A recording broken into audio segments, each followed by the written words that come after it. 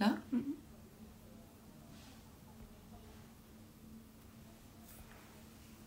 Alors, j'invite.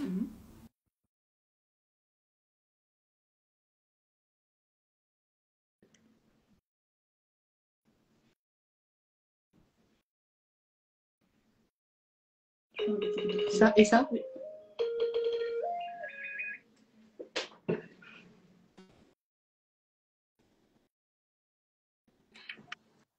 Bonjour. Bonjour. Alors, on attend que tout le monde arrive un petit peu. Bonjour Siane. Alors, pardon. Non, non, je disais bonjour. Alors, bonjour à tous. Je vois des gens qui rentrent. Super. Ça arrive, ça arrive. Coucou. Coucou. Super. Alors, on va attendre 1-2 minutes. On attend Maëlle qui arrive et Yann qui ne saurait tarder. Oui.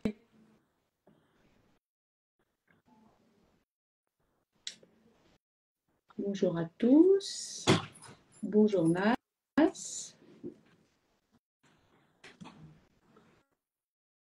Hop. Coucou. Bon, alors avec les pseudos, on ne sait pas forcément comment s'appellent les gens. Ça fait un peu une réflexion vieille, je sais, mais. Ah, Michel. Ah, bah voilà. Émilie. Coucou Émilie.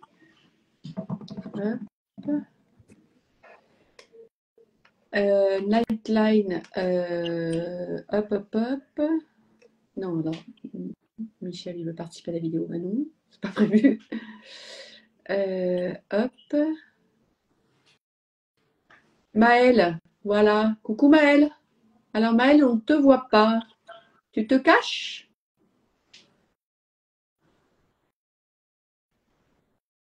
Maëlle, je t'ai envoyé une invite. Normalement, tu devrais nous rejoindre. Je recommence. Alors, je te réinvite, Maëlle. Voilà. Voilà. Ah, bah voilà. Hop. Attendez, je suis à l'envers. Maëlle. Et c'est moi Spécialiste qui du crée contenu du qui nous contenu. met sa caméra à l'envers. Bah là, on est au top. C'est parfait. Hop, normalement c'est bon. Ouais, c'est bon. Salut Maëlle. Merci Salut. de te joindre à nous. Alors attends, je réinvite Nightline France qui a priori a dû partir boire l'apéro.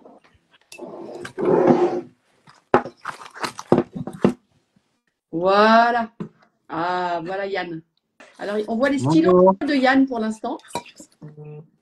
C'est bon, Ah, c'est dans mon sens. Bonjour. voilà. Merci à tous d'être là. Et merci aux centaines, mon Dieu, aux centaines de personnes qui nous ont rejoints sur ce live. Bonjour Jeanne, bonjour Maud, j'imagine, bonjour Mila, coucou Lily, tout ça, je vois tout le monde arriver. Bon, écoutez, on va commencer, ça va continuer à arriver petit à petit. Il est 18h33, on va essayer de respecter le timing quand même pour tout le monde. Déjà, bonjour à tous et bienvenue. Vraiment merci d'être là. À ceux qui nous regardent et à ceux qui sont là, on est sur un live Instagram qui est dédié au sujet de la santé mentale chez les étudiants. Moi, je suis Marion de Lizy-Gelzi, je suis la fondatrice de l'association Un Cabas pour un étudiant, dont je vous parlerai un petit peu plus tard. Et j'ai la chance que autour de non pas de cette table, mais de ce live, est acceptée notre invitation. On va commencer par les jeunes filles, si tu veux bien, Yann. On va commencer par Maëlle, qui est donc étudiante et qui a été très très concernée par ce sujet de santé mentale. Elle va nous se présenter, Siane et Yann. Et je vais vous inviter tous les trois à vous présenter. Coucou. Alors moi c'est Maëlle du coup. Je ne sais pas s'il y en a qui viennent de chez moi par ici. J'espère que vous allez bien tout le monde. Du coup moi c'est Maëlle, j'ai 22 ans, je crée du contenu. Actuellement je suis en césure, du coup je sors de 4 ans d'études très intenses parce que j'étais étudiante précaire. Et bon, vous savez, sur mon compte, on parle tout le temps de santé mentale. Et la santé mentale, quand on est étudiant précaire, c'est un sujet très compliqué. On a, peu importe que ce soit les prix pour se soigner, que ce soit juste le fait d'être en précarité. Voilà. Être étudiant, en général, la santé mentale, c'est compliqué, mais la précarité, ça ajoute quelque chose. Donc, on est là pour vous parler de ça ce soir, de vous parler des possibilités qu'il y a, parce que souvent, on ne les connaît pas. Donc, on a des super personnes d'asso qui sont avec nous. Je suis trop contente. Je vous laisse vous présenter, Sian et Yann, du coup. Vas-y, Yann. Comme ça Et écoute, ouais, si tu veux, je me lance. Vous m'entendez bien? Oui, très bien. Nickel. Du coup, moi, je m'appelle Yann. Je suis bénévole porte-parole à Nightline. Je suis bénévole à Nightline depuis 3 ans. Donc, j'ai commencé en prenant des appels. On y reviendra, mais une des activités principales de Nightline, c'est donc une ligne d'écoute. Et donc, j'ai commencé comme ça il y a maintenant 3 ans. Et aujourd'hui, donc, je suis bénévole porte-parole pour pouvoir permettre de distribuer un petit peu voilà les points de vue de Nightline sur la santé mentale et pouvoir permettre de parler aussi de nos actions qu'on essaye de développer aussi au fur et à mesure. Donc voilà. Et je passe du coup la parole à Sian. Bonjour à tous. Et moi, comme Yann, je suis aussi bénévole porte-parole chez Nightline. Et à côté, je suis aussi bénévole formatrice en prévention de la crise suicidaire pour Nightline. Et pareil, voilà, je souhaitais, après avoir été bénévole écoutante pendant plus de 2 ans, presque 3 ans, je souhaitais voilà, représenter Nightline et aussi porter la voix des bénévoles écoutants qui, eux, sont anonymes. Donc voilà, qui ne voient pas leur voix portée. Super. Merci à tous les trois.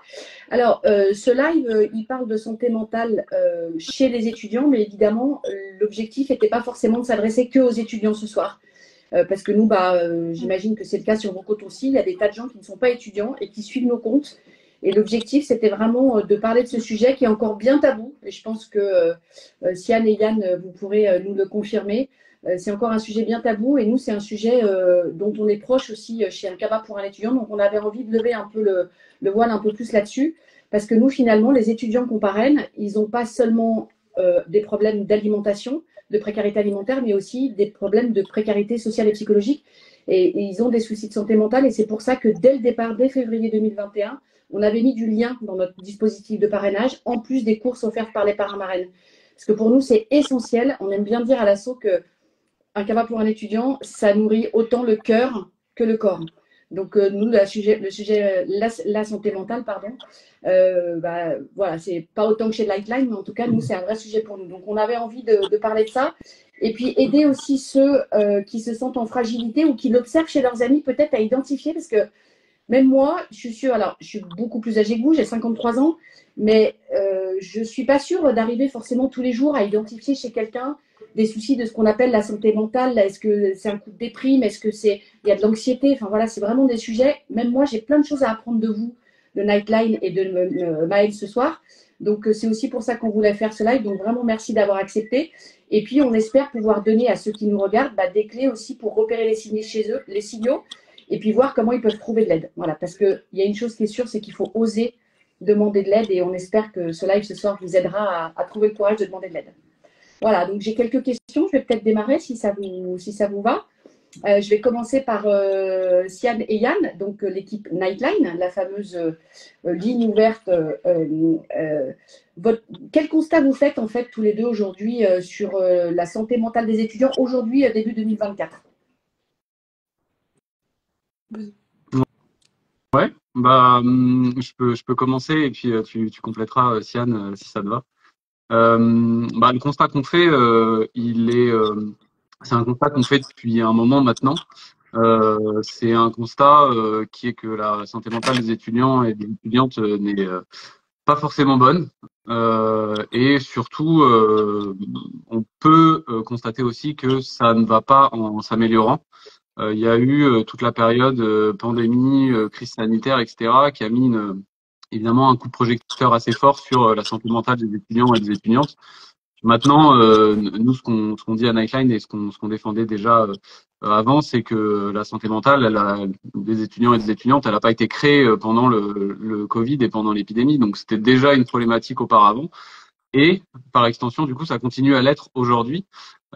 Pour rentrer peut-être un peu plus dans des chiffres qui parlent, là, il y a une étude récemment qui est sortie faite par l'Université de Bordeaux qui disait qu'il me semble que c'était 4 étudiants sur 10 qui présentaient des symptômes dépressifs aujourd'hui contre un quart avant la crise sanitaire. Donc on constate aussi voilà qu'il y a une augmentation malheureusement de ce genre de symptômes. Et là on parle de symptômes dépressifs, mais on peut aussi parler d'anxiété, tout ça. Ouais, bien sûr. Ça va pas en baissant. Et donc c'est le constat qu'on fait aujourd'hui. Malheureusement, c'est une problématique et qui continue malheureusement à être compliquée, quoi. Ouais, donc clairement, vous, le nombre d'appels, il a pas baissé même post-Covid, quoi. Ouais. Je te laisse répondre si tu veux, Kian. Non, c'est ça, il a pas baissé. C'est exactement ça. Ouais, malheureusement. On avait beaucoup de parrains marraines, nous, chez Un Cabas pour un étudiant, qui, à la sortie du Covid, nous ont dit bah, c'est bon, maintenant, c'est fini. Le Covid est terminé, les facs ont rouvert, les restos ont rouvert, les jobs étudiants ont rouvert. Donc, c'est bon, maintenant, les étudiants n'ont plus besoin. Et ça n'a pas été simple, et c'est pas toujours simple encore, même aujourd'hui, de faire comprendre que la précarité étudiante, alors quelle qu'elle soit, hein, pas seulement alimentaire, elle existait déjà bien avant le Covid. Et donc, les problèmes de santé mentale, de morale même, parce que c'est vrai que santé mentale, souvent, c'est un mot qui fait un peu peur, mais c'est une réalité. Ça existait déjà bien avant le Covid, donc cette période-là et l'inflation ne font que mettre des coups de projecteur et accélérer, mais c'est loin d'être, c'est bien loin d'être terminé. Évidemment, j'ai oublié de vous dire au début, vous pouvez poser vos questions en commentaire. Ayat, que vous ne voyez pas, qui est cachée derrière, note vos questions. Alors, on ne pourra pas répondre à toutes, mais en tout cas, elle les note et elle me les fera passer à la fin. Yann et Siane, quelles sont à votre avis, de votre expérience pro-bénévole, entre guillemets, les périodes les plus difficiles dans la vie d'un étudiant qui peuvent générer justement des problèmes de santé mentale? Je pense que c'est assez compliqué de délimiter des périodes de la vie parce que tout comme en fait c'est un peu compliqué de faire un constat global sur la santé générale des étudiants parce qu'il n'y a pas un type d'étudiant, un type de jeune ou un type de personne en général. Je pense que voilà, les périodes qui sont difficiles où on sait qu'on peut avoir un pic d'appel, où il y a une expérience commune, ça va être par exemple pour tout ce qui est lié au partiel ou à la pression de la sélection. Mais après, je dirais qu'il y a des difficultés communes, il y a des difficultés et des thématiques qui émergent plus souvent, notamment les problèmes relationnels, que ce soit sa relation à soi, sa relation aux autres, amicalement, familialement, amoureusement, et tout ce qui est lié à la solitude aussi. Maëlle, tu peux nous dire, toi, quels ont été les facteurs donc, toi, tu étais étudiante à Paris, c'est ça? À Nancy. Ah, Nancy, pardon. Ouais, c'est pas grave. Il y a Paris dans le nom de l'école, c'est pour ça.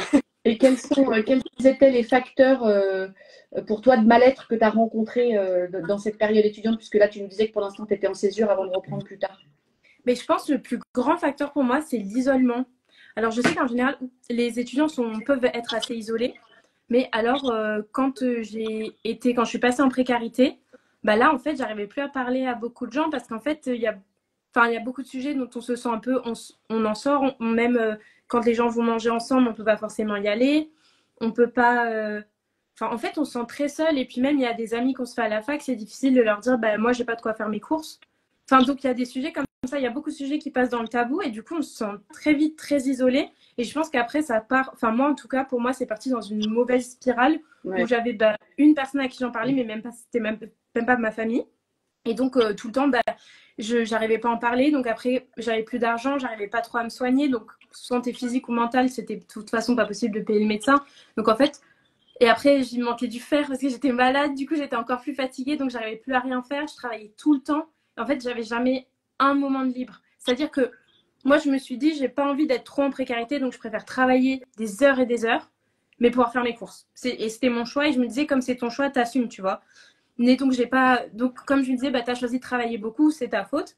Et donc, tu t'arranges avec ça. Et je me suis pas dit que du coup, c'est pas normal. On n'est pas dans un système où on devrait pas travailler 20 heures par semaine à côté d'études à plein temps. C'est pas... Mais bon, quand on est dedans, on n'y pense pas. Et donc, j'ai même pas réussi à faire des appels à l'aide et tout ça. C'est des choses qui m'auraient aidé. Même, il y avait des associations qui existaient déjà. Donc, j'aurais pu appeler. Mais en fait, c'était vraiment l'isolement et le fait de pas se sentir accompagné. Et je pense qu'il y a plein d'étudiants qui sont comme ça et qui savent même pas où demander, quoi faire. Et au final... être seul, c'est le pire pour moi pour la santé mentale parce que ça fait du coup pas une pente descendante, mais d'un coup, quoi. Et oui, et voilà. Comme tu dis, qu'ils se disent peut-être même pas que c'est un souci de santé mentale ou d'anxiété. Et dans leur coin, ils se disent, il n'y a que moi qui suis comme ça. Et c'est aussi pour ça qu'on avait envie d'en parler ce soir pour que ça soit un peu démocratisé et qu'on lève le tabou et que ce ne soit pas juste des secrets de chacun les uns séparément des autres. Et donc, comment est-ce que ça… Donc, tu disais, en fait, ça a influé, c'est en fait ce cercle vicieux qui après fait que finalement, cette spirale, elle ne s'arrête pas, quoi. Bah non, pour moi, ça s'est arrêté, je pense, à peu près 6 mois après que la précarité se soit arrêtée. C'est-à-dire que c'était vraiment un décalé, quoi, où j'ai vraiment commencé à me dire, ok, mais là, la précarité, elle est finie. Et j'ai encore des soucis de santé mentale. Je suis toujours une personne très, très anxieuse. L'argent, ça va mieux, mais c'est toujours une raison de stress. Alors que là, je gagne ma vie normalement, mais ça reste un espèce de poids. J'ai vite peur de manquer. Et ça, en fait, plein de choses. Et puis même, je sais que j'arrive toujours pas à parler aux gens. Et maintenant, c'est des choses sur lesquelles je travaille parce que j'ai de l'espace mental. Mais c'est quand même, ça doit faire là à peu près un peu plus d'un an que je suis plus en précarité. C'est toujours des choses dont je me soucie encore maintenant. C'est-à-dire que c'est pas que la précarité, c'est-à-dire comme les gens pensent, c'est 2 ans, puis tu as fini tes études, ou genre 5 ans, tu finis tes études, c'est fini. C'est quand même des répercussions que je pense, même si c'est pas à vie, c'est quand même sur des années. Et ça demande après quand même d'être pris en charge. Ça demande un énorme travail en fait ensuite. C'est-à-dire qu'une fois que c'est fini, c'est pas forcément fini. Donc c'est un vrai problème. Ouais, c'est un vrai problème. C'est ce que tu disais, Yann, d'ailleurs. Tu vois, regarde, le Covid est fini depuis 3 ans. Peu près, peu ou prou, on va dire le dur de la crise du Covid. Et pourtant, finalement, la santé mentale des étudiants n'a jamais été aussi difficile. Donc finalement… C'est tout à fait ça. Ouais, c'est un problème qui était déjà présent. Je veux pas dire de bêtises, mais avant le Covid, moi j'avais un chiffre qui était assez parlant. C'était un jeune sur 2 qui devait travailler à côté de ses études pour pouvoir subvenir à ses besoins. C'est toujours le cas. C'est toujours le cas, visiblement. Donc la preuve que en fait, voilà, cette épidémie de Covid, elle a aussi malheureusement des répercussions aujourd'hui sur la manière dont on a vécu ses études, la manière dont on a fait des rencontres, etc. Donc voilà, l'idée c'est aussi de prendre ça en compte et de pas le sous-estimer. En tout cas, c'est sûr. Ne pas le sous-estimer, mais je pense que c'est quelque chose de très important qu'il faudra qu'on retienne ce soir. Maëlle, tu peux nous dire quels étaient les signes de mal-être? Comment tu te sentais? Enfin, ça se matérialisait comment? Émotionnellement, je veux dire, alors tu nous as parlé du fait que tu as été malade, que tu as eu une chute de fer, etc. Et même encore aujourd'hui où tu dis qu'il y a de l'éco-anxiété, qu'il y a du stress, concrètement, à cette période-là, quand c'était vraiment très difficile, et même aujourd'hui, c'est pas évident, tu peux peut-être nous partager pour ceux qui nous regardent, pour que peut-être qu'ils se reconnaissent dans ces signes-là, qu'ils disent « Ah bah tiens, j'aurais pas pensé que c'était finalement un souci de santé mentale ». Alors, je me sentais tout le temps dépassée, mais alors tout le temps. J'avais l'impression que, c'est-à-dire qu'en fait, si je peux vous donner l'image, on est un vase plein d'eau, et à chaque goutte, on déborde. Et je pensais que c'était normal, mais ce n'est pas normal. C'est pas normal qu'à chaque petit problème qu'il y a dans la vie, on explose en fait. Mais on explose, ça va pas, hein, c'est pas la faute de la personne. Mais en fait, je me disais que c'était très normal. Je suis sensible, mais il faut pas. Enfin voilà, normalement, on a une petite marge quand même. Ça, je pense, je l'ai dit, le fait de ne pas réussir à parler. En fait, quand on n'arrive pas à dire ce qui va pas aux gens autour de soi, ça veut dire qu'on est quand même à un stade assez avancé d'isolement. Et parfois, on a des gens autour de soi, hein. On a des gens, on a des amis, mais on n'arrive pas à leur parler. Et en fait, c'est aussi, je pense qu'il faut faire le premier pas. Et maintenant, je sais que j'apprends à faire l'effort, mais en fait, il faut faire le premier pas. Et surtout, une fois qu'on en parle, on se rend compte qu'on n'est pas seul. Et je pense que de se dire, même à 2, 3, en fait, on n'est pas tout seul, on galère, on s'arrange, on va ensemble aux collectes, on va aux distributions. Au moins, on fait les trucs ensemble, même à 2. C'est toujours mieux que d'être seul dans son petit studio et de pas s'en sortir, quoi. Je me dis, à 2, on trouve toujours plus facilement des solutions. Et donc vraiment, moi, j'arrivais pas à en parler, mais si je peux vous conseiller, si vous êtes en galère, genre, parlez-en, parce que vous allez voir, les gens autour de vous, souvent, sont beaucoup plus ouverts que ce que vous pensez. Ou même à Nightline, tu vois, appeler, parler, être conseillé, mais juste pas rester seul et ouais, ça, je pense. Justement, on en parlera juste après. Est-ce qu'il y avait ce que tu ressentais, ou est-ce que même c'est le cas encore aujourd'hui, des symptômes physiques? J'avais pas mal j'en ai encore d'ailleurs, des crises d'angoisse. En fait, je pense que pendant 1 an, 1 nuit sur 2, je m'endormais en pleurant, en tremblant. Tu peux nous expliquer ce que c'est qu'une crise d'angoisse? Je sais que c'est très différent pour tout le monde. Moi, j'avais beaucoup de pensées un peu négatives et du coup, ça commençait avec 1, puis 2, puis 3, puis c'était un cercle et j'avais l'impression que plus rien n'allait. Et puis après, j'étais tellement triste que j'en devenais inconsolable. Et avant de dormir tous les soirs, à l'heure où on est un peu vulnérable et fatigué, ça m'arrivait. Et je m'endormais en pleurant, quoi. Je me levais le matin, je me disais, bon, il faut recommencer la journée. Et puis après, dès qu'on a accumulé 24 heures, on se dit, ah, ça recommence. Et ça, pour moi, ça me l'a fait à peu près pendant 1 an. Et après, ça a commencé à aller un peu mieux. Mais ouais, voilà. Les crises d'angoisse, mais je pense que ça se manifeste très différemment chez tout le monde, pour le coup. Ça, je sais, donc voilà. Justement, peut-être que Sian ou Yann peuvent nous dire, ou les deux, comment est-ce que vous aidez les étudiants à reconnaître les signes d'alerte, justement, sur leur propre santé mentale quand les équipes bénévoles les ont en ligne, sans nous dévoiler évidemment les contenus très confidentiels et anonymes. Alors moi, je pourrais pas trop répondre par rapport aux bénévoles écoutants parce que même en tant que bénévole écoutant, il n'y a pas trop cette idée de repérer les signes, à part de repérer un risque suicidaire, mais il n'y a pas cette idée de repérer les signes parce qu'on n'est pas dans une dimension de soins ou de directivité ou de jugement. On est plus dans l'accueil de la parole et dans l'idée de permettre à l'appelant d'avoir un espace où il peut vider son sac. Mais après, par contre, dans les formations sentinelles que j'y dispense, déjà, je pense que la chose la plus importante quand on est étudiant, c'est déjà, notamment par rapport aux autres, c'est que si on se demande si notre ami il va bien ou pas, c'est généralement qu'en fait il ne va pas bien. Généralement, on le sait. Quand il y a un doute, il n'y a pas de doute. Quand il y a un doute, en fait, il n'y a pas de doute. Il faut savoir se faire confiance. En fait, ce qui est compliqué, c'est pas de repérer les signes, mais c'est d'aborder, c'est de savoir, voilà, et si jamais je me trompe, comment la personne va réagir, et est-ce que je me fais trop de soucis, etc. Mais en réalité, montrer du souci de l'autre, c'est important parce que c'est montrer de la reliance, c'est montrer à l'autre qu'en fait, il a une valeur à vos yeux et que vous avez un lien.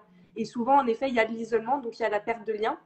Et après, dans les signaux un peu généraux, déjà, généralement, ils sont classés un peu par catégorie. Donc, il y a tous ceux qui sont évocateurs ou clairement qui témoignent d'un risque suicidaire. Donc, voilà, c'est par exemple des idées suicidaires prononcées de manière un peu élusive. Donc, par exemple, la vie ne vaut rien. Ce genre de choses. Après, il y a donc tout ce qui est les signes avec des comportements émotionnels, comme les pleurs, l'irritabilité, etc.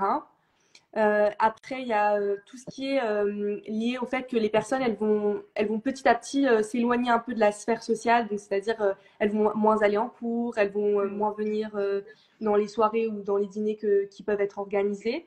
Après, il y a aussi les comportements de mise en danger, dans le sens où il va y avoir un abus dans la consommation de substances, il va y avoir des relations sexuelles à risque.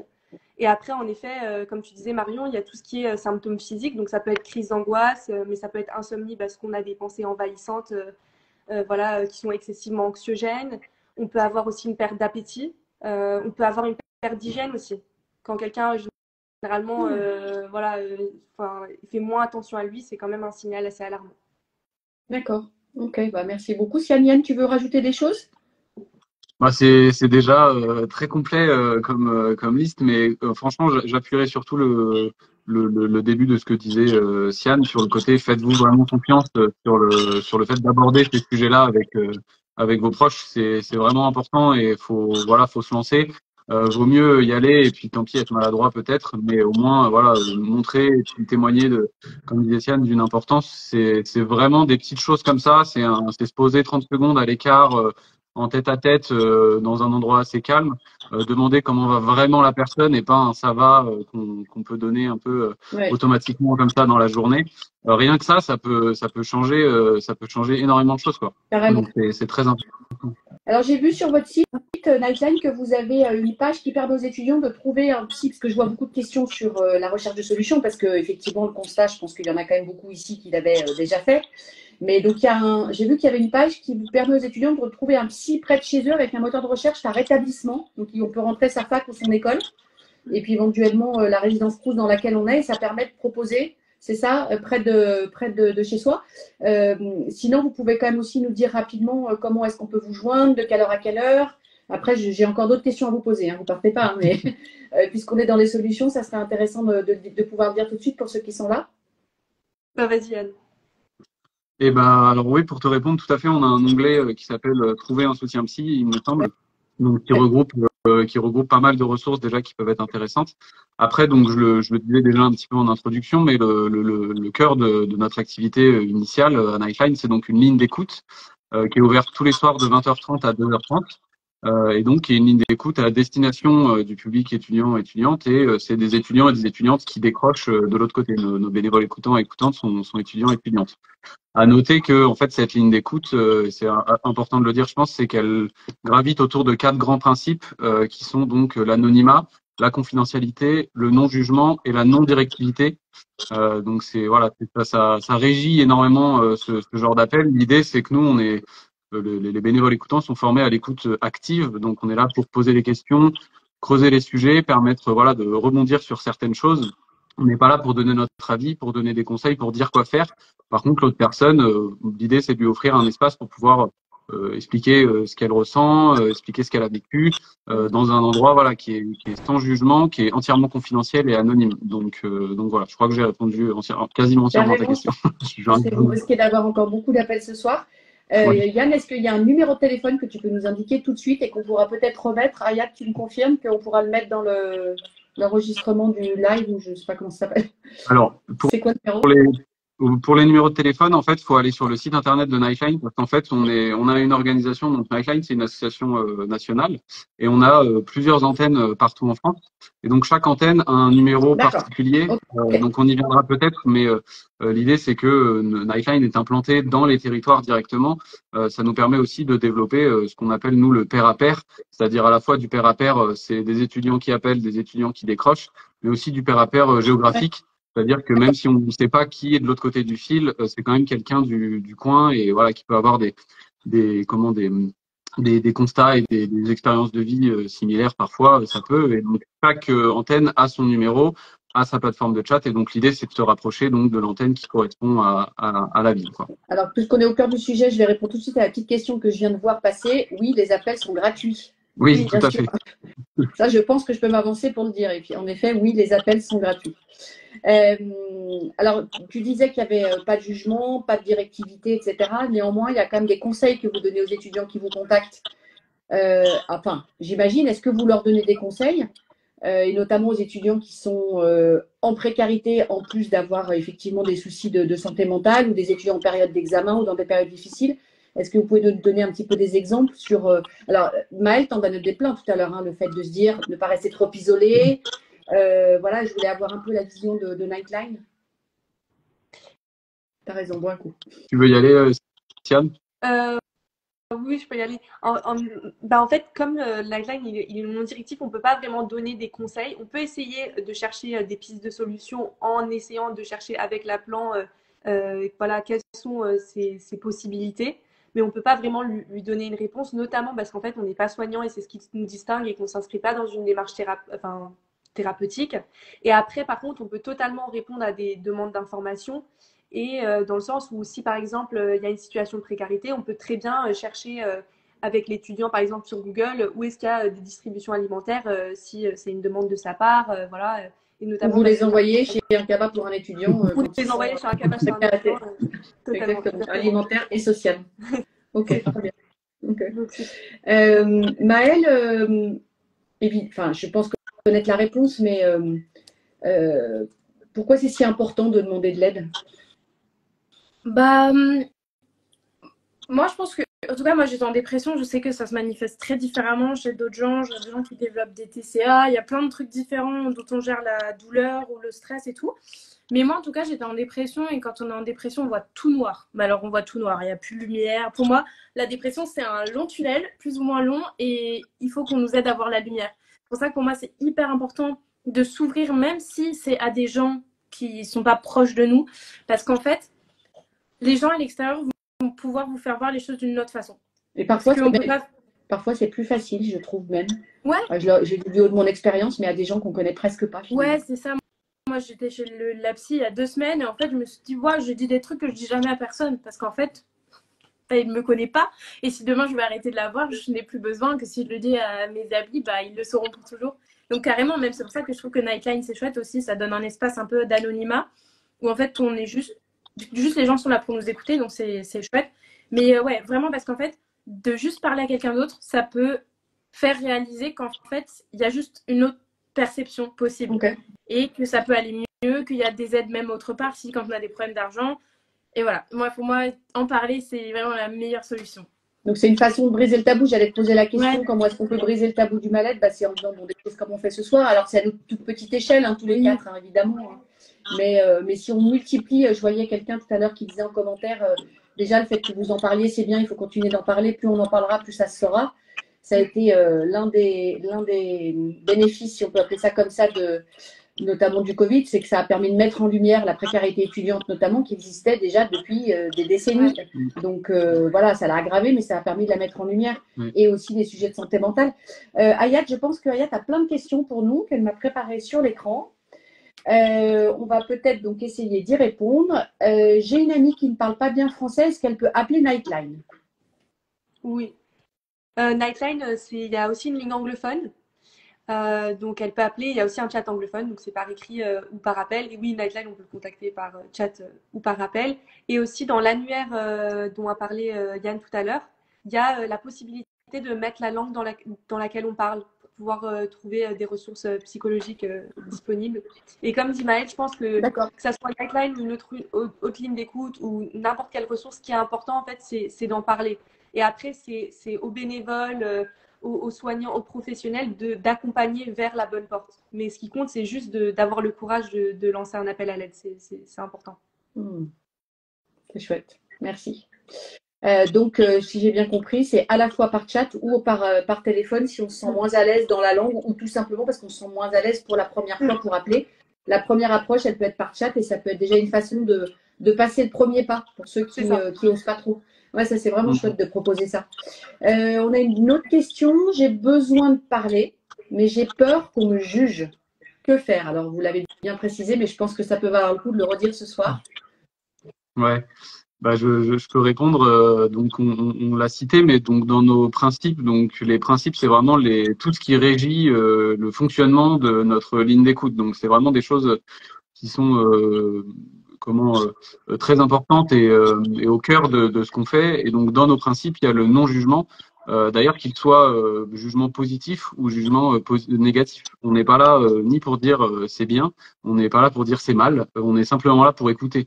L'idée, c'est vraiment de pouvoir offrir cet espace d'écoute qui est différent d'un espace d'écoute que peuvent par exemple offrir les amis ou la famille.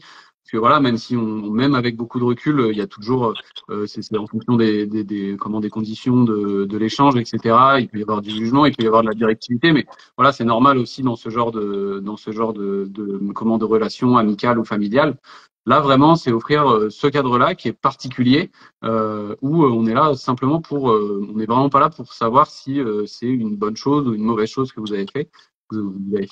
On est simplement là pour écouter et pour pouvoir vous permettre aussi de, parfois mettre des mots. Alors, ça peut être une des possibilités, une des finalités des appels à Nightline.